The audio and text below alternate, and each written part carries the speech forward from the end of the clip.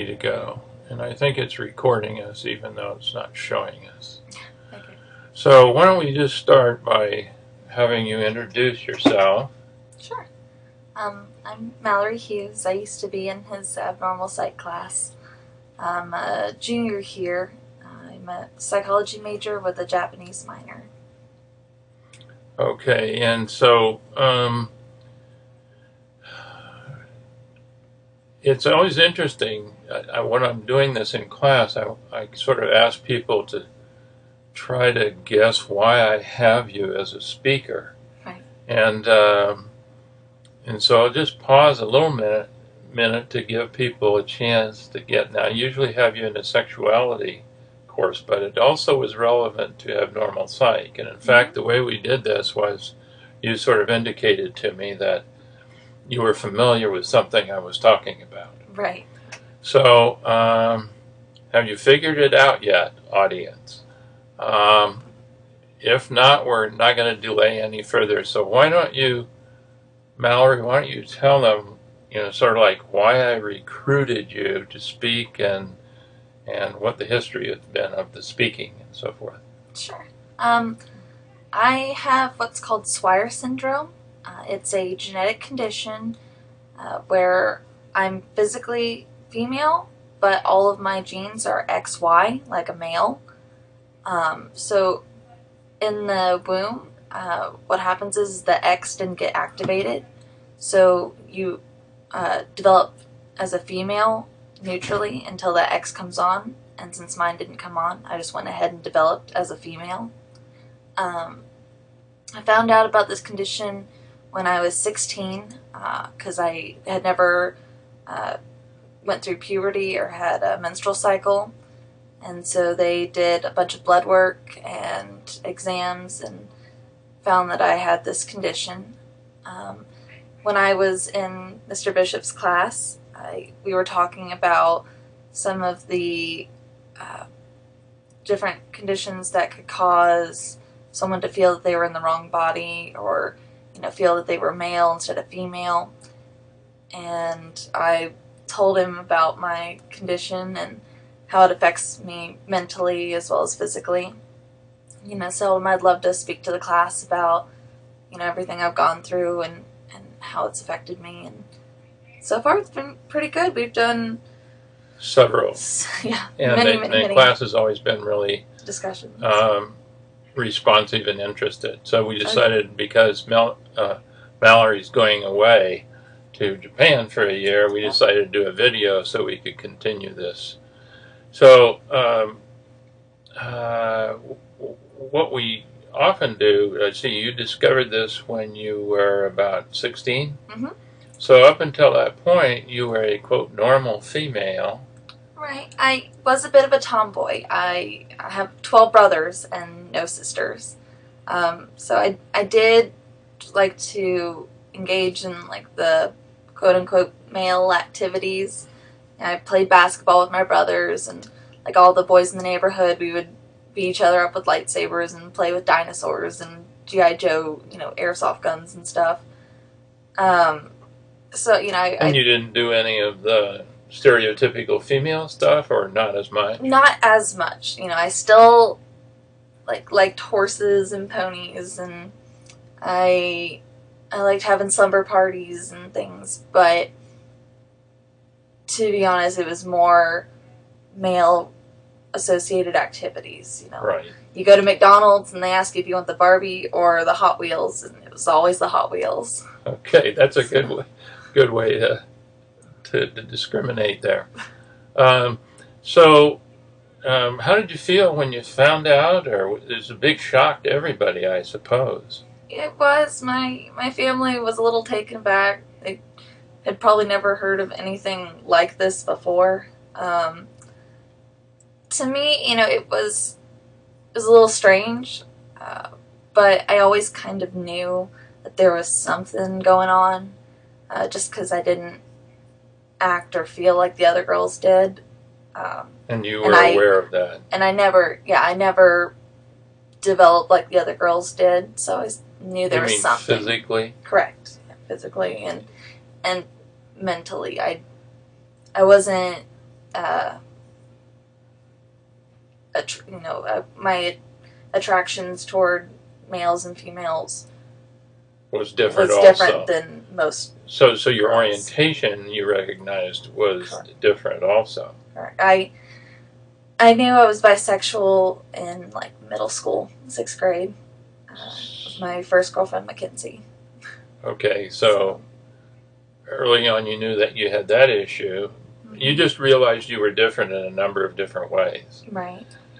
So when you found this out, it may have explained some of that. Mm-hmm. And the fact that you had the Y chromosome apparently, kicked on some of the male hormones prenatally and kind of masculinized your brain and affected the development of your genital structures and so forth. Mm-hmm. And then, so it affected you both mentally and physically, and you didn't get, the pure estrogen with the two XXs. Usually you develop, ovaries and...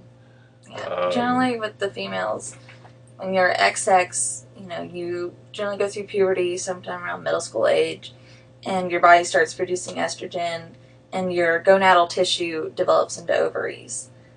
Or if you're male and you're XY, you get that testosterone, and that gonadal tissue turns into testes.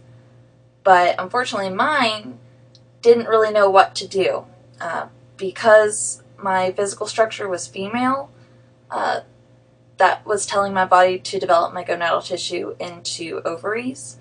But because of the Y, it was sending all this testosterone there, and that was telling them to turn into testes. So they tried to turn it into ovaries and testes at the same time and just ended up turning cancerous.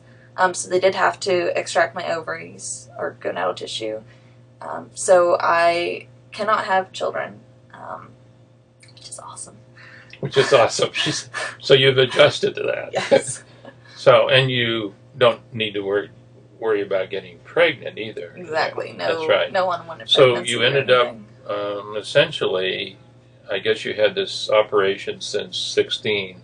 Mm-hmm. And what about your uterus and your external genital structures? Externally, like I said, completely female. I did not go through puberty, so I didn't get a lot of breast tissue. We actually, had to use a hormone treatment to try to push my body into puberty, and so far it hasn't worked. We've been doing that since I was 16. Like, we started right after the surgeries, and my uterus is still like child-sized, and my bones still think I'm the 13 to 14 age. So what's happening is that they're still growing because they're still prepubescent, and unfortunately they're not really stopping. So it causes a lot of joint problems and pain, like the knees and the elbows and hips and everything. So you got a little bit of arthritis as a result of this. Yes. And your bones are not strong. Right. The estrogen feeds the bone strength. Exactly. And then you keep growing, mm-hmm. because estrogen limits another function it plays is to limit the bone growth, and right. And so, how much are you growing? I grew another inch this year. I'm 22. You're 22 and you grew an inch, and you're a girl. I'm still growing. I also gained a lot of weight too. So how tall are you? I'm 5'10" now. I was 5'9". You're 5'10". 5'10". But you told me recently that you are currently in a relationship with a guy who's pretty big. I am. My boyfriend is 6'4" right now, so it's nice. So everything's still cool. You haven't caught up with him. You can still wear heels. Yeah, you can still wear heels. Okay, so so your body was kind of a mix.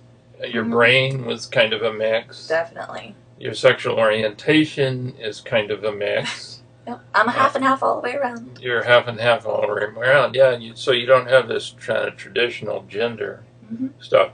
On the other hand, you clearly look and are female, and you're viewed as female Yes. by others, and no one would ever suspect that you were anything else.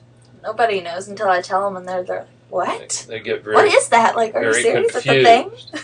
So when you say, "Yeah, I'm chromosomally I'm XY," Mm-hmm. people get real confused. Like, hold it, that's a boy, but you're Right. not a boy. Right. So that's the oddity of it, and so you've developed in this way, and you have these current medical issues that you're still wrestling with, and they haven't found really a treatment that's Right. effective yet. So we're still in limbo on that. We've tried shot injections, patch injections, like a kind of like a nicotine patch, but it delivers the estrogen.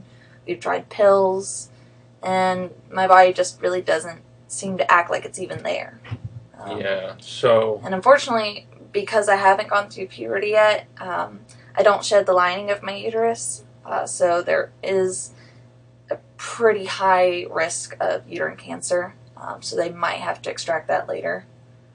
So, how have you reacted psychologically to all of this stuff going on? This would be a lot for somebody to deal with. It gets pretty crazy at times. Like you were saying, I have a brain that's kind of half female, half male, and they're constantly going at the same time. So whenever I get into a situation or I'm talking with someone, I always have my female brain talking one way and my male brain talking another way, and they're both trying to get me to do what they want. So and the it brains gets a little are different? crazy. Yes. I have two different sets of thinking and thoughts, like the way I think. So, can you give an example of that?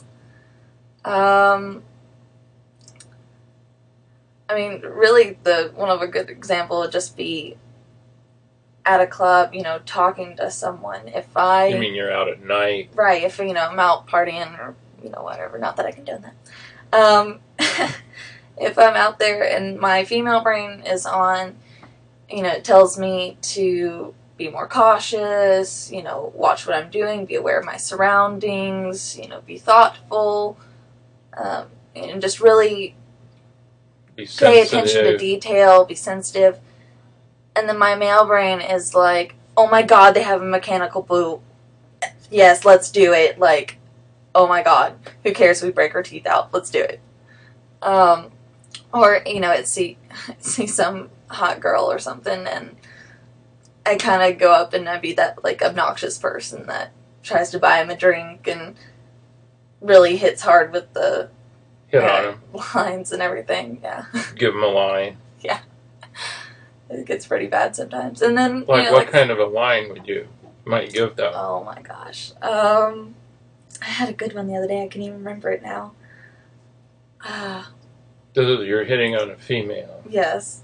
And it works both ways too. It works for men as well. If I'm talking to a guy, I instantly turn into that cute, flirty girl that, is like really sweet and kind of shy. But if I'm talking to a female, I'm like the aggressor. I'm definitely like the dominant personality. And just beaming with confidence. Pretty flexible. Yes, I am. Okay. So you can adopt these roles, mm-hmm. and you're familiar with both roles, and you're good at both roles. Mm-hmm. So, one of the things that we sometimes cover in the sexuality class is the issue of, what is your preference when you go to a bar and you double your chances, so to speak. Exactly. But you talked about having a particular scenario that you often go through, like you go one way versus the other. Tell the audience a little bit about that. I do. Well, if I'm single, generally I will try to get a female first. They're preferable to me, but most females, when they're out with their friends, aren't really looking for a hookup, especially not another female in Kentucky. It's kind of hard to get a girl. So I'll try with all my might and, buy them drinks and try to be, flirty and confident and everything. But if it doesn't work out, then my later choices go for the guys, because guys will almost always be like, hell yeah, let's do it. So the guys are easier. The guys are much easier to pick up than girls, just because of location and views around here. There's not a whole lot of single attractive lesbians in the area, or even bisexuals. But there's a lot of straight guys.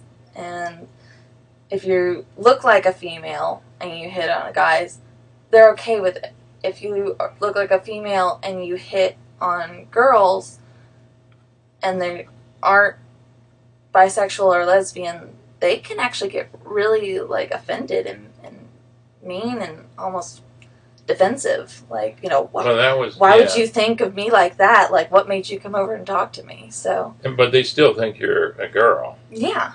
So, so that was one of the questions I had, and I often pose in the class. It's just, how do people react to you, both before and after? And you've answered the before. Yeah, definitely before. Everybody. If you do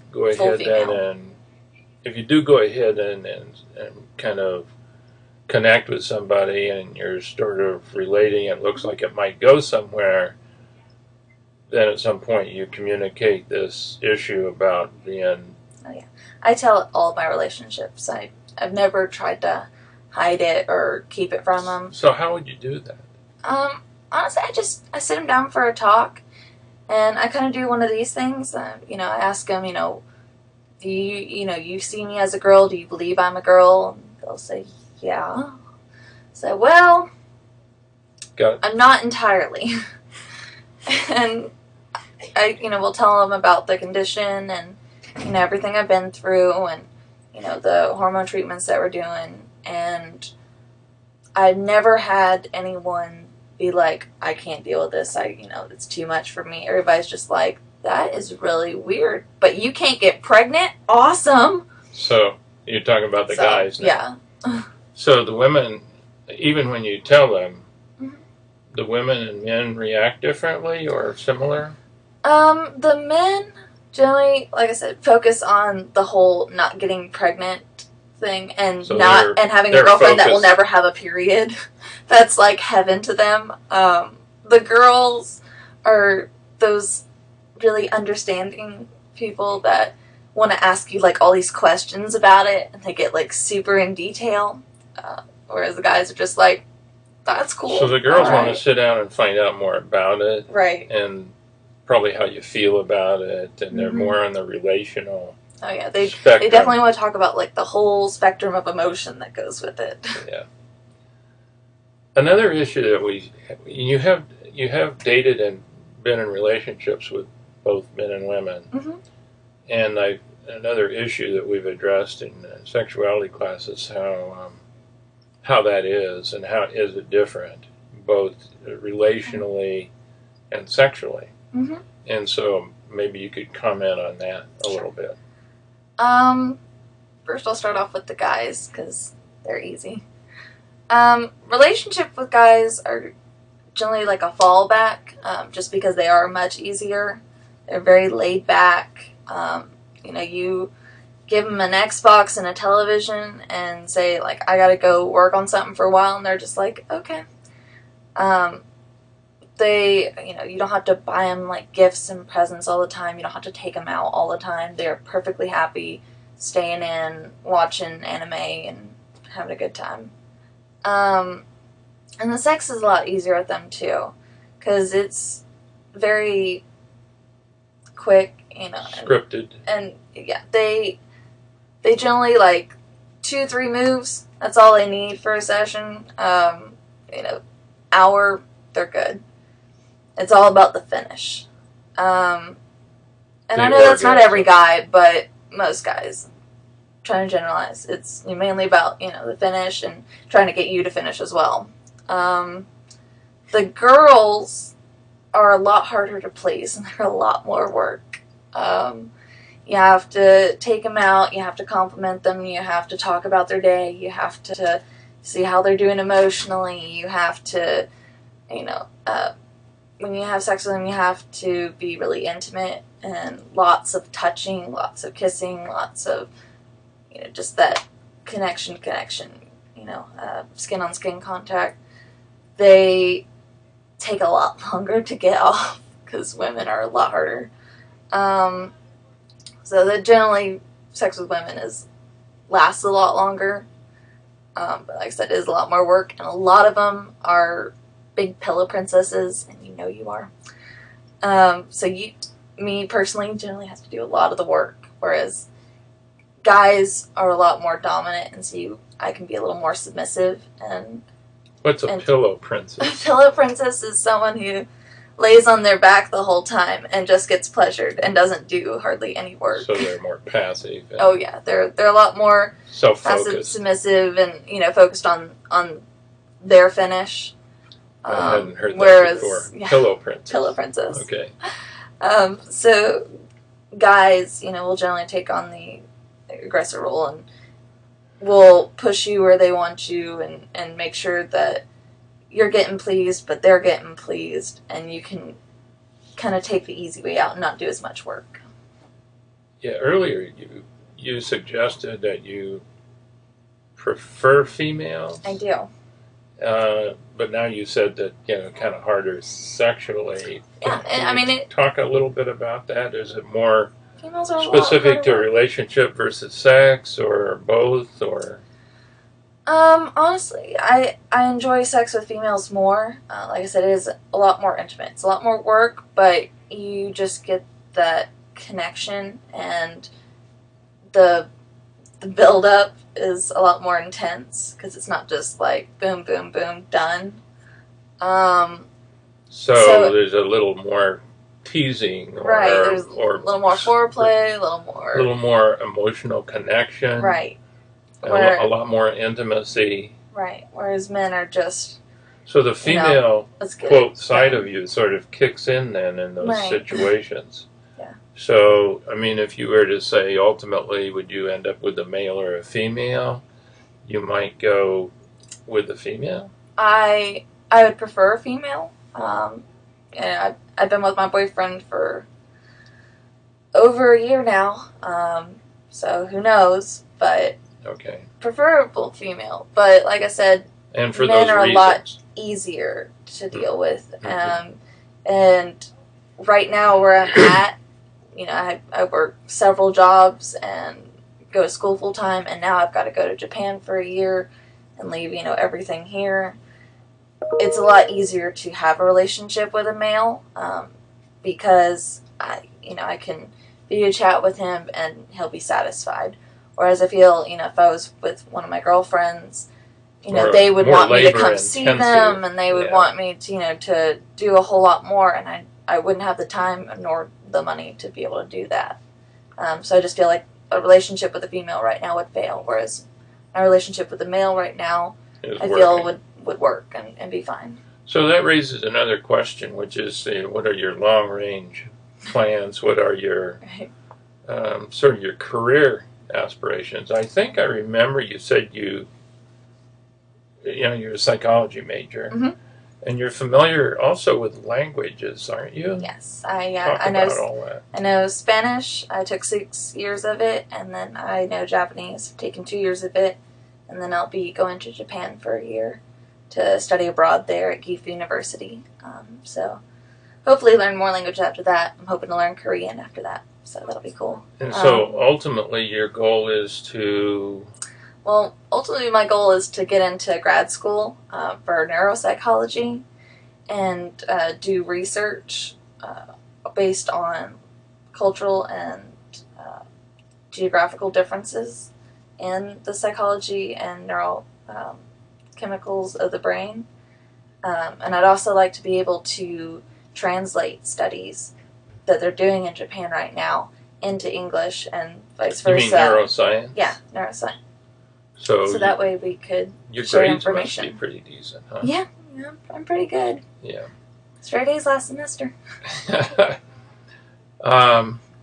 Yeah. And our faculty are not aware of the Swire syndrome either, Right. for the most part. Most doctors aren't. I've gone to several like family doctors, up here just trying to get like a checkup, and I tell them I have Swire syndrome, and they're like, "What? What is that?" I don't know what that is." Now, since I met you, I've sort of researched that to a certain degree, and there's even variability in Swire syndrome, and it's not entirely clear. Now, most people with Swire syndrome will respond to estrogens. Yes, they do. So there must be something unique going on with you. I think it's interesting that your body is not responding to the estrogen regardless of how it's presented. And so from a chromosomal point of view, there must be something going on there. So it's a little bit troublesome to me, and probably to you too. Yeah. I'd really like to stop growing. It's very hard to find pants. So we'll have to keep working on that. And there are a couple of other things I thought about when you don't have estrogen. During sex, do you lubricate?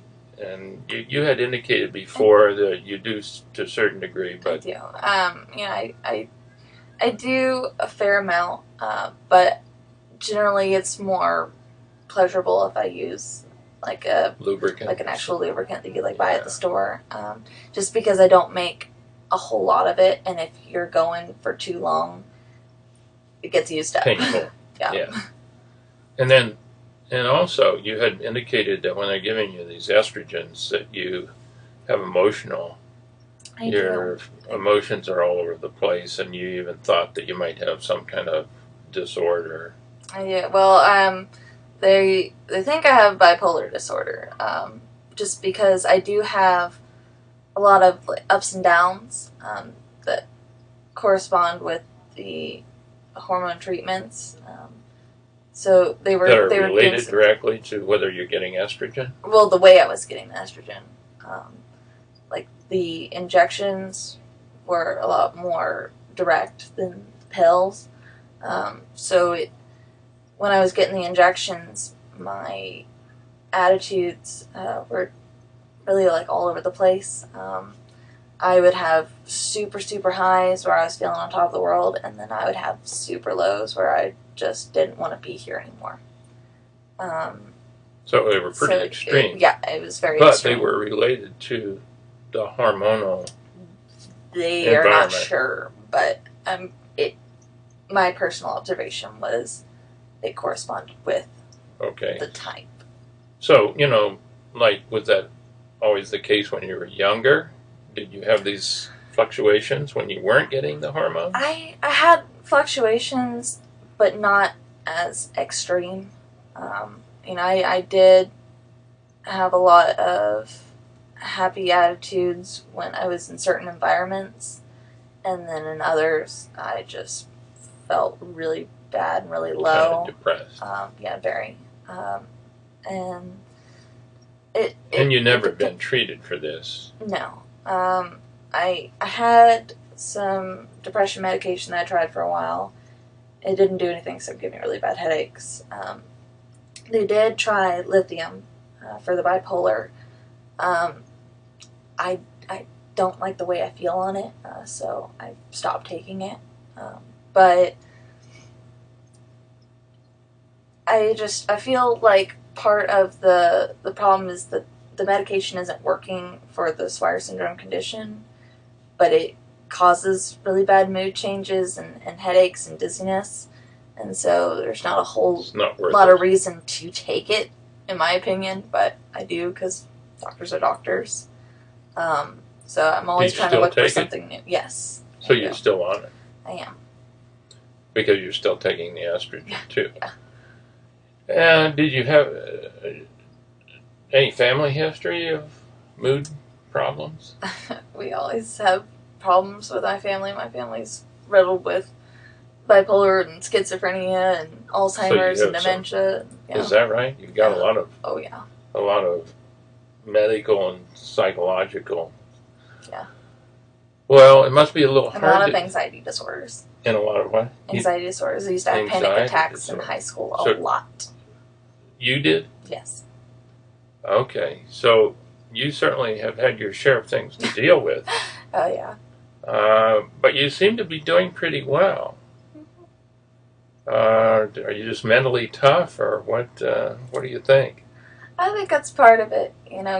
Just with my particular background and some of the things that happened to me before the Swire syndrome, I got mentally hardened against things, so Overreact. I didn't feel them as deeply as some people, and because I have that male female blended brain, if I need to, I can switch over to that male side and not get as emotional and feel as deeply as like female side about things. So it's kind of my little rock that I can hide under for a little bit. I just have that personality of. Do you have a lot of emotional support or friends, or are you kind of? I have close friends, like a few close friends. I used to have a lot of friends in high school. I used to be friends with everybody, but I'm not very good at getting emotionally invested in people. It's kind of hard for me to develop like a really strong attachment. So I just learned as I got older that keeping that little group of like 4 to 5 friends and being able to give back what they give to me worked better than trying to be friends with everyone. Yeah. I don't really have a strong relationship with any of my family. We talk and we're on good terms for the most part, except for my dad. But really, my strongest relationships are like that small group of friends, and then my boyfriend right now. So, are there areas we haven't covered that we often do cover? I can't really. I remember when I think it was when one sexuality class, they asked me, well, if you're in half and half, why did you choose to be a girl? And my response was, I was told I was a girl. All the way until we were told that I had Swire syndrome. I was told I was a girl. I was put, in girl classes. I was, treated like a girl. Yeah, I was treated as the younger sister. And so you just automatically develop that mentality of, oh, they tell me I'm a girl, I must be a girl. It didn't really occur to me that I could be anything but what they said I was. So even though I had interests in trucks and cars and explosives and everything, I just thought, oh, I'm just a tomboy. I didn't think that I could actually be like part boy. Yeah. So. Yeah, that's interesting to sort of see the cultural, social parent part of it. Well, I can't think of anything else actually, so I guess we'll end here. Okay. And if we decide to do something more, we'll just add on to it. Sounds good. Thank you, and good luck. Okay, we'll shut this off.